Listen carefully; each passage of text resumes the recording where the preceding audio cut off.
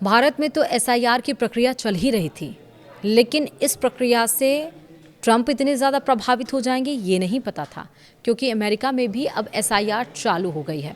भारत की देखा देखी डोनाल्ड ट्रंप अब ये प्लान अमेरिका में भी ले आए हैं। यहाँ भी वोटर लिस्ट साफ होगी।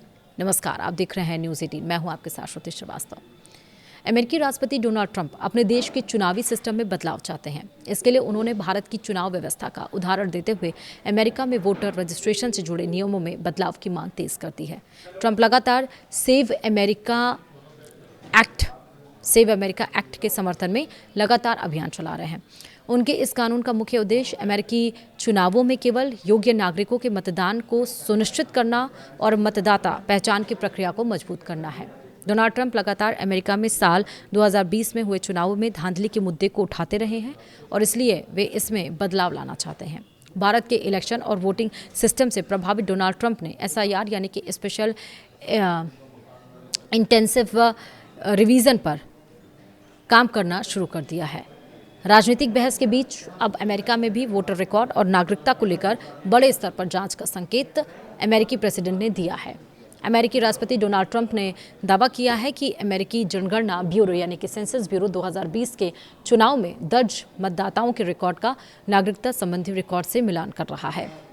अब सवाल ये कि एसआईआर से कितनी मिलती जुलती है वहाँ की प्रक्रिया। हालांकि अमेरिका में चल रही यह प्रक्रिया भारत के एसआईआर की हुबहू नकल नहीं है, लेकिन इसका उद्देश्य वोटर रिकॉर्ड में गैर नागरिकों की पहचान करना और चुनावी पात्रता पर सवालों की जांच करना है। ट्रंप ने सोशल मीडिया पर दावा किया कि पहले 12.8 करोड़ मतदाता रिकॉर्ड की जांच में 24,000 से ज़्यादा ऐसे लोग मिले जिन्हें उन्होंने गैर अमेरिकी नागरिक बताते हुए अवैध मतदाता कहा। उन्होंने ये भी दावा किया कि अब अगले 3.2 करोड़ रिकॉर्ड की जांच की जाएगी और संख्या और बढ़ सकती है। इसी आधार पर ट्रंप ने फिर से सेव अमेरिका एक्ट को पारित करने की मांग दोहराई है।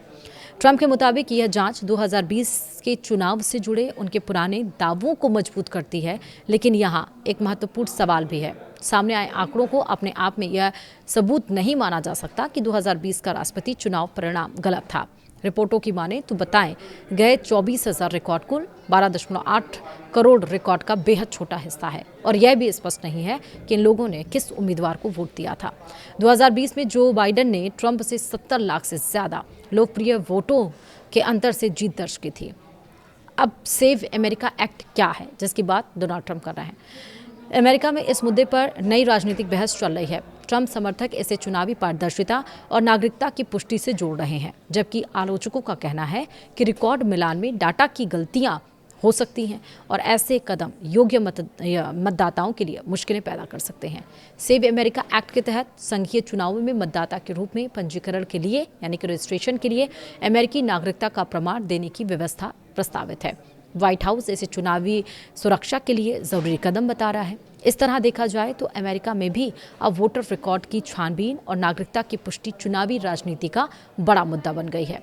भारत के एसआईआर से इसकी तुलना की जा सकती है, लेकिन दोनों प्रक्रियाओं की कानूनी ढांचे और तरीके अलग हैं। फिर भी दोनों जगह एक सवाल समान है, मतदाता सूची कितनी साफ है और भरोसेमंद है और उसे जांचने की प्रक्रिया कितनी पारदर्शी होनी चाहिए।